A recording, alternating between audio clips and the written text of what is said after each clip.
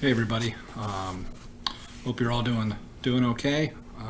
Obviously, I think we all could agree that we'd rather be in school than having to do things like this, but we do what we can to stay safe. Mrs. Hunter and I we're going to do something new. You've kind of worked on your paper packets during the month of April, but we're going to do a book study using the novel Hatchet. If you haven't picked a book up yet, please make sure that you get a hold of either Mrs. Hunter or I, and we can work something out and try to get you a book as soon as possible. We're making these videos of us reading the chapters to you, so you can use your book to follow along, or simply just listen to us. Please make sure you pay close attention to a lot of the details, because we are going to do some Zoom meetings and discuss what has been read in the chapters that's been assigned. So I'm here to read chapters 1 and 2. They're kind of longer chapters. I think total of 24 pages between the two chapters, so I'll kind of have a break in between the first and second chapter, and we'll go from there. So chapter 1. Brian Robinson stared out the window of the small plane at the endless green northern wilderness below. It was a small plane, a Cessna 406, a bush plane, and the engine was so loud, so roaring and consuming and loud, that it ruined any chance for conversation. Not that he had much to say. He was 13, and the only passenger on the plane was a pilot named, what was it, Jim or Jake or something, who was in his mid-40s and who had been silent as he worked to prepare for takeoff. In fact, since Brian had to come to the small airport in Hampton, New York, to meet the plane driven by his mother, the pilot had only spoken 5 words to him: get in the co-pilot seat. Which Brian had done. They had taken off, and that was the last conversation. There had been the initial excitement, of course. He had never flown in a single-engine plane before, and to be sitting in the co-pilot seat with all the controls right there in front of him, all the instruments in his face as the plane clawed for altitude, jerking and sliding on the wind currents as the pilot took off, had been interesting and exciting. But in 5 minutes they had leveled off at 6,000 feet and headed northwest, and from then on the pilot had been silent, staring out the front, and the drone of the engine had been all that was left. The drone and the sea of green trees that lay before the plane's nose and flowed to the horizon, spread with lakes, swamps, and wandering streams and rivers. Now Brian sat, looking out the window with the roar thundering through his ears, and tried to catalog what had led up to his taking this flight. The thinking started. Always it started with a single word: divorce. It was an ugly word, he thought. A tearing, ugly word that means fights and yelling. Lawyers. God, he thought, how he hated lawyers who sat with their comfortable smiles and tried to explain to him in legal terms how all that he lived in was coming apart. And the breaking and shattering of all the solid things, his home, his life, all the solid things. Divorce. A breaking word. An ugly breaking word. Divorce. Secrets. No, not secrets so much as just the secret. What he knew and had not told anybody. What he knew about his mother that had caused the divorce. What he knew. The secret. Divorce. The secret.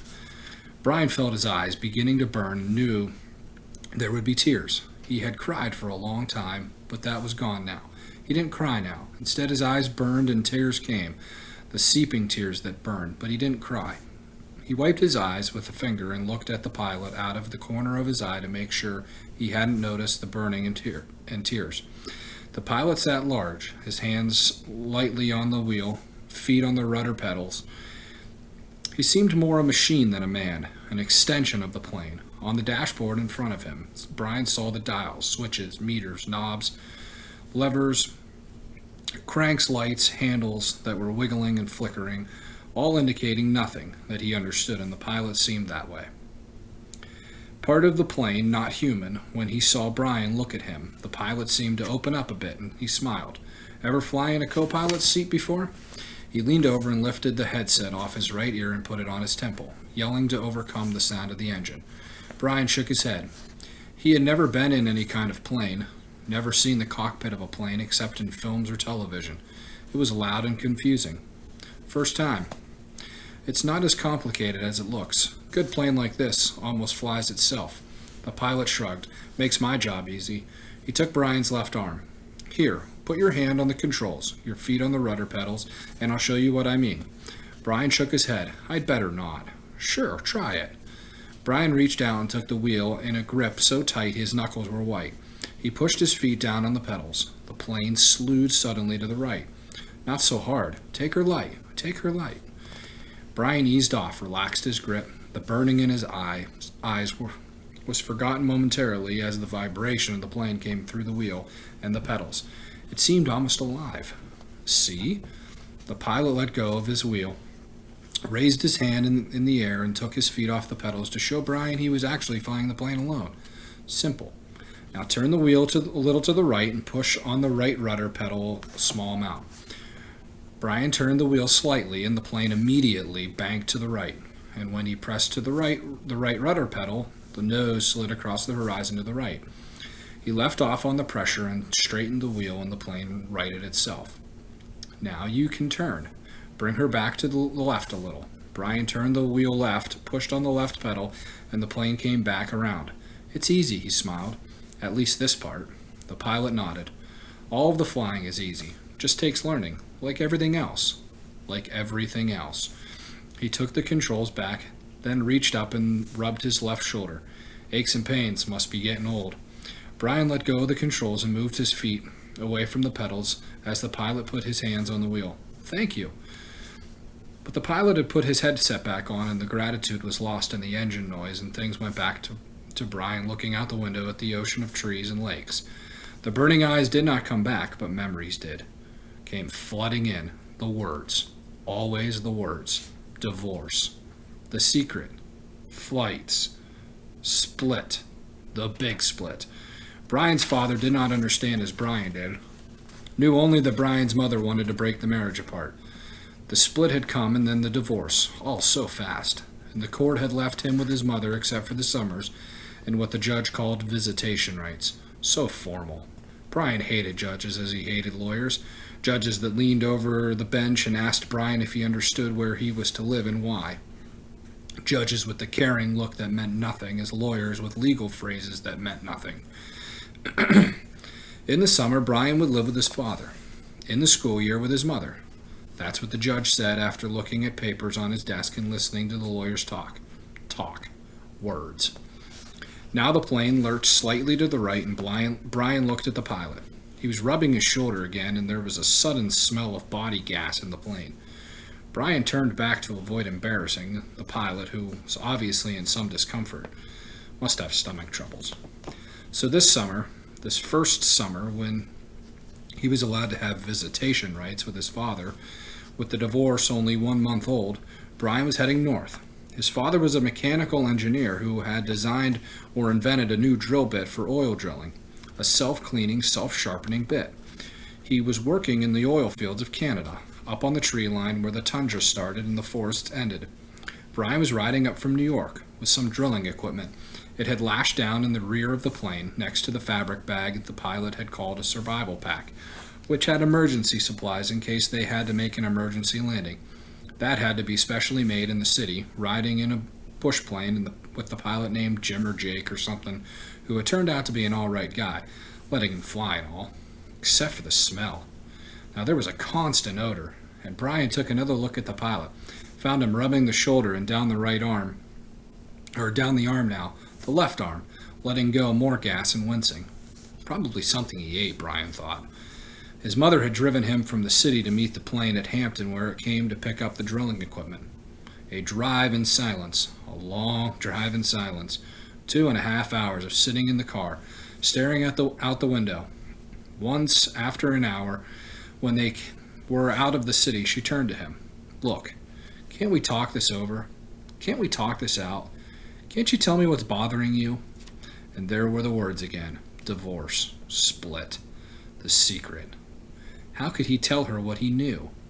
So he had remained silent, shook his head and continued to stare unseeing at the countryside, and his mother had gone back to driving only to speak to him one more time, when they were close to Hampton.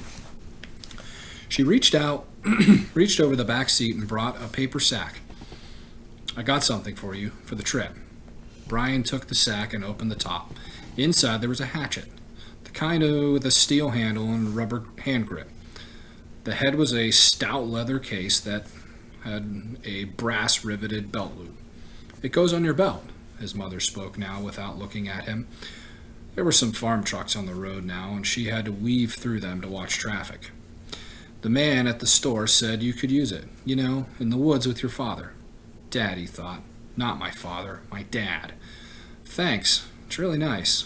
But the words sounded hollow, even to Brian. "Try it on. See how it looks on your belt." And he would normally have said no, that it looked too hokey to have a hatchet on your belt.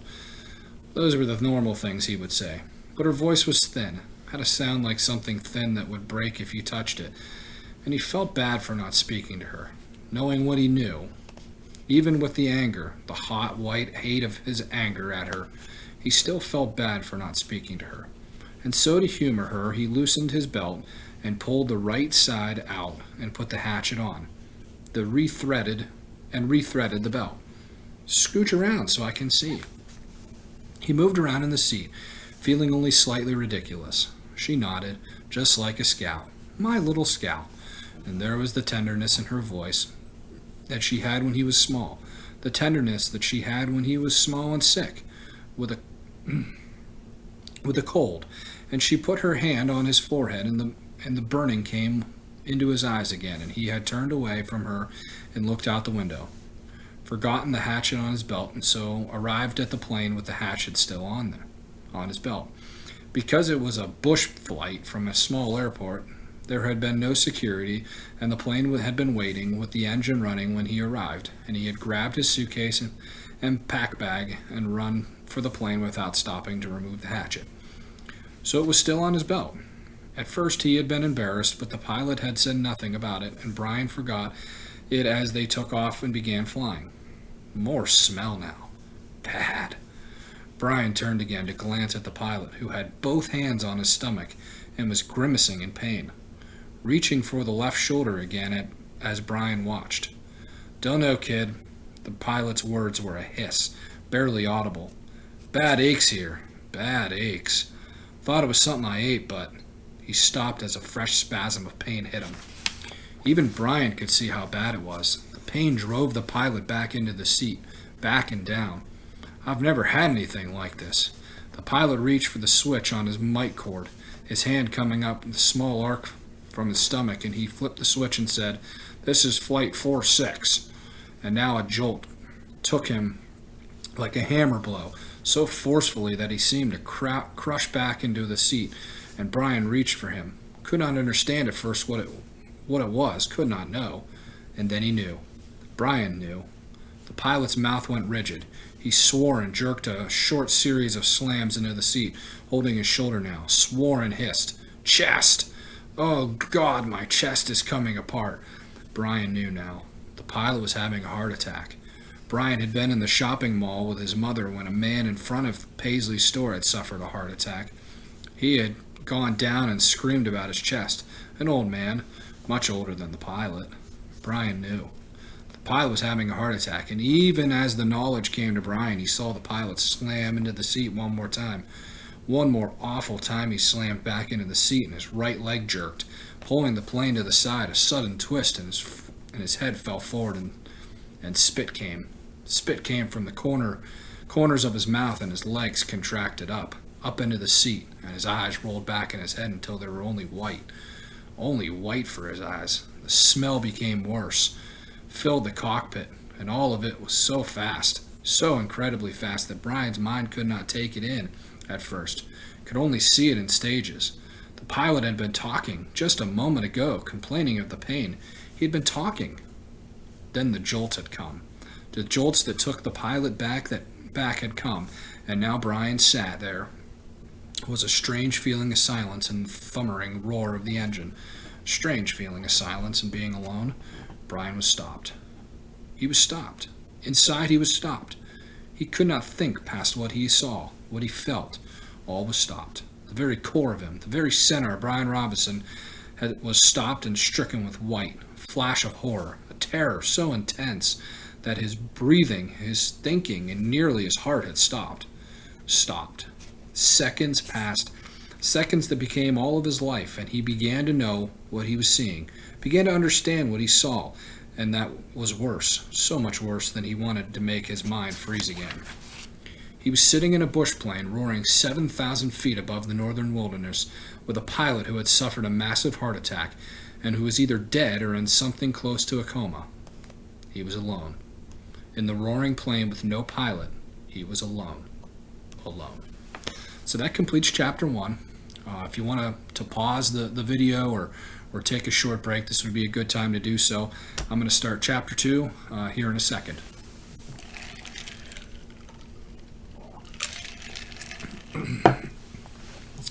So chapter 2. For a time that he could not understand, Brian could do nothing.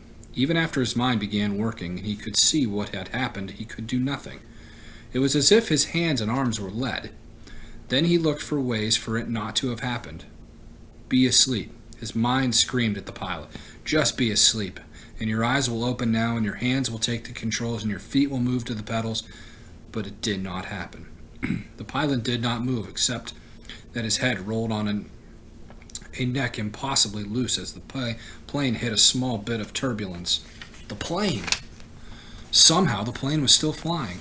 Seconds had passed, nearly a minute, and the plane flew on as if nothing had happened. And he had to do something. He had to do something, but did not know what. Help! He had to help. He stretched one hand toward the pilot, saw that his fingers were trembling, and touched the pilot on the chest. He did not know what to do. He knew there were procedures, that he could do mouth-to-mouth on victims of heart attacks and push their chests, CPR.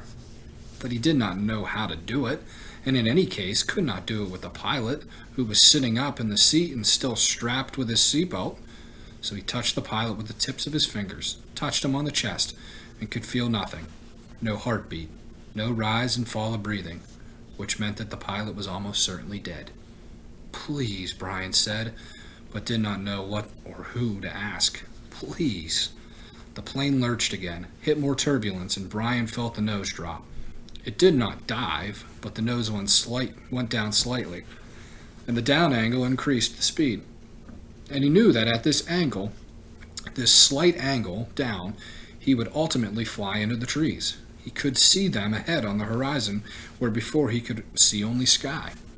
He had to fly it somehow, had to fly the plane. He had to help himself. The pilot was gone. Beyond anything he could do, he had to try and fly the plane. He turned back in the seat, facing the front, and put his hands, still trembling, on the control wheel, his feet gently on the rudder pedals. He pulled back on the stick to raise the plane. He knew that from reading. He always pulled back on the wheel. He gave it a tug, and it slid back toward him easily, too easily. The plane, with the increased speed from the tilt down, swooped eagerly up and drove Brian's stomach down. He pushed the wheel back in, went too far this time, and the plane's nose went below the horizon, and the engine speed increased with the shallow dive. Too much. He pulled back again, more gently this time, and the nose floated up again. Too far, but not as violently as before. Then down a bit too much, and up again as before. Then down a bit too much, and up again. Very easily, and the front of the engine cowling settled. When he had it aimed at the horizon and it seemed to be steady, he held the wheel where it was, let out his breath, which he had been holding all this time, and tried to think what to do next. It was a clear, blue sky day, with fluffy bits of clouds here and there, and he looked out the window for a moment, hoping to see something, a town or village, but there was nothing. Just the green of the trees, endless green, and lakes scattered more and more thickly as the plane flew. Where? He was flying but did not know where, had no idea where he was going. He looked at the dashboard of the plane, studied the dials, and hoped to get some help, hoped to find a compass, but it was all so confusing. A jumble of numbers and lights. One lighted display in the top center of the dashboard said number 342. Another next to it said 22. Down beneath that were dials with lines that seemed to indicate that what the winds were doing, tipping or moving, and one dial with a needle pointing to the number 70, which he thought, only thought, might be the altimeter, the device that told him his height above the ground, or above sea level. Somewhere he had read something about altimeters, but he didn't remember what or where or anything about them. Slightly to the left, and below the altimeter, he saw a small rectangular panel with a lighted dial and two knobs. His eyes had passed it over 2 or 3 times before he saw what was written in tiny letters on top of the panel. Transmitter 221 was stamped in the metal, and it hit him, finally, that this was the radio. The radio, of course. He had to use the radio. When the pilot had been hit that way, couldn't bring himself to say that the pilot was dead, couldn't think it. He had been trying to use the radio. Brian looked at the pilot. The headset was still on his head, turned sideways a bit from his slamming back into the seat, and the microphone switch was clipped into his belt. Brian had to get the headset from the pilot, had to reach over and get the headset from the pilot, or he would not be able to use the radio to call for help. He had to reach over. His hands began trembling again. He did not want to touch the pilot, did not want to reach for him, but he had to get the radio. He lifted his hands from the wheel just slightly and held them waiting to see what would happen. The plane flew on normally, smoothly. All right, he thought. Now to do this thing. He turned and reached for the headset, slid it from the pilot's head, one eye on the plane, waiting for it to dive. The headset came easily, but the microphone switch at the pilot's belt was jammed in and he had to pull it to get loose. When he pulled, his elbow bumped the wheel and pushed it in, and the plane started down in a shallow dive. Brian grabbed the wheel and pulled it back, too hard again, and the plane went through another series of stomach-wrenching swoops up and down before it could get under control. When things had settled again, he pulled at the mic cord once more and at last jerked the cord free. It took him another second or two to place the headset on his own head and position the small microphone tube in front of his mouth. He had seen the pilot use it, had seen him depress the switch at his belt, so Brian pushed the switch in and blew it into the mic. He heard the sound of his breath in the headset. Hello? Is anybody listening on this? Hello? He repeated it 2 or 3 times and then waited, but heard nothing except his own breathing. Panic came then. He had been afraid, had been stopped with the terror of what was happening, but now panic came, and he began to scream into the microphone, scream over and over, "Help! Somebody help me! I'm in this plane and don't know. And he started crying with the screams, crying and slamming his hands against the wheel of the plane, causing it to jerk down, then back up. But again, he heard nothing but the sound of his own sobs in the microphone, his own screams mocking him, coming back into his ears. The microphone! Awareness cut into him. He had used the CB radio in his uncle's pickup once. You had to turn the mic switch off to hear anybody else. He reached to his belt and released the switch. For a second, all he heard was the whoosh of the empty airwaves. Then, through the noise and static, he heard a voice. "Whoever is calling on this radio net, I repeat, release your mic switch. You are covering me. You are covering me over." It stopped and Brian hit his mic switch. I hear you. This is me." He released the switch. "Roger, I have you now." The voice was very faint and breaking up. "Please state your difficulty and location. Say it over to signal end of transmission. Over." "Please state my difficulty," Brian thought. God, my difficulty. I am in a plane with a pilot he can't fly, and I don't know how to fly. Help me, help. He turned his mic off without ending transmission properly. There was a moment's hesitation before the answer.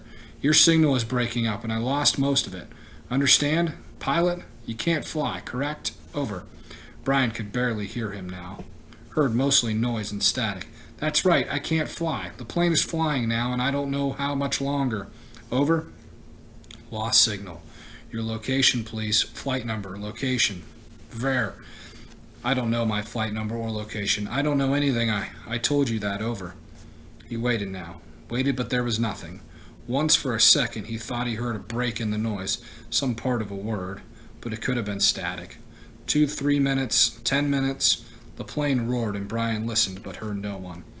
Then he hit the switch again. I do not know the flight number. My name is Brian Robinson, and we left Hampton, New York, headed for the Canadian oil fields to visit my father. And I do not know how to fly an airplane, and the pilot, he let go of the mic. His voice was starting to rattle, and he felt as if he might start screaming at any second. He took a deep breath. If there is anybody listening who can help me fly a plane, please answer. Again he released the mic but heard nothing but the hissing of noise in the headset. After an hour and a half of listening and repeating the cry for help, he tore the headset off in frustration and threw it to the floor. It all seemed so hopeless. Even if he did get somebody, what could anybody do? Tell him to be careful? All so hopeless. He tried to figure out the dials again. He thought he might know which was speed. It was a lighted number that read 160, but he didn't know if that was actual miles an hour or kilometers, or if just meant how fast the plane was moving through the air and not above the ground.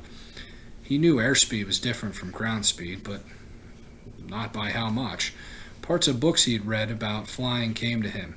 How wings worked, how the propeller pulled the plane through the sky. Simple things that wouldn't help him now. Nothing could help him now. An hour passed. He picked up the headset and tried again. It was, he knew, in the end, all he had. But there was no answer. He felt like a prisoner kept in a small cell that was hurtling through the sky as what he thought to be 160 miles an hour. Headed, he didn't know where, just headed somewhere until... There it was. Until what? Till he ran out of fuel? When the plane ran out of fuel, it would go down. Period. Or he could pull the throttle out and make it go down now. He had seen the pilot push the throttle in to increase speed. If he pulled the throttle back out, the engine would slow down and the plane would go down. Those were his choices. He could wait for the plane to run out of gas and fall, or he could push the throttle in and make it happen sooner. If he waited for the plane to run out of fuel, he would go farther. But he did not know which way he was moving. When the pilot had jerked, he had moved the plane, but Brian could not remember how much or if he had come back to its original course. Since he did not know the original course anyway, and could only guess at which display might be the compass, the one reading 342, he did not know where he had been or where he was going. So it didn't make much difference if he went down now or waited. Everything in him rebelled against stopping the engine and falling now. He had a vague feeling that he was wrong to keep heading as the plane was heading, a feeling that he might be going off in the wrong direction. But he could not bring himself to stop the engine and fall. Now he was safe, or safer than if he went down. The plane was flying. He was still breathing. When the engine stopped, he would go down. So he left the plane running, holding altitude and kept trying the radio. He worked out a system. Every 10 minutes by the small clock built into the dashboard, he tried to radio with a simple message. I need help. Is there anybody listening to me? In the times between transmissions, he tried to prepare himself for what he knew was coming. When he ran out of fuel, the plane would start down. He guessed that without the propeller pulling, he would have to push the nose down to keep the plane flying. He thought he may have read that somewhere, or it just came to him. Either way, it made sense. He would have to push the nose down to keep flying speed, and then, just before he hit, he would have to pull the nose up to slow the plane as much as possible. It all made sense. Glide down, then slow the plane and hit. Hit. He would have to find a clearing as he went down. The problem with that was he hadn't seen one clearing since they'd started flying over the forest. Some swamps, but they had trees scattered through them. No roads, no trails, no clearings. Just the lakes, and it came to him that he would have to use a lake for landing. If he went down in the trees, he would certainly die. The trees would tear the plane to pieces as it went into them. He would have to come down in a lake. No, on the edge of a lake. He would have to come down near the edge of a lake and try to slow the plane as much as possible just before he hit the water. Easy to say, he thought, hard to do. Easy say, hard do. Easy say, hard do. It became a chant that beat with the engine. Easy say, hard do. Impossible to do. He repeated the radio call 17 times as 10-minute intervals, working on what he would do between transmissions. Once more he reached over to the pilot and touched him on the face. His skin was cold, hard cold, death cold, and Brian turned back to the dashboard. He did what he could, tightened his seatbelt, positioned himself, rehearsed mentally again and again what his procedure would be. When the plane ran out of gas, he should hold the nose down and head for the nearest lake and try to fly the plane kind of onto the water. That's how he thought of it. Kind of fly the plane onto the water. And just before it hit, he should pull back on the wheel and slow the plane to reduce the impact. Over and over, his mind ran the picture of how it would go. The plane running out of gas, flying the plane onto the water, the crash from pictures he'd seen on television. He tried to visualize it. He tried to be ready. But between the 17th and 18th radio transmission, without a warning, the engine coughed, roared violently for a second, and died. There was a sudden silence, cut only by the sound of the wind milling propeller and the wind past the cockpit. Brian pushed the nose of the plane down and threw up. So that's the end of chapter 2. So from the packet that we had given to you, you guys can answer the chapters 1 and 2 questions and look for Mrs. Hunter's video where she's reading chapters 3 and 4. I will see you all on the Zoom call later this week.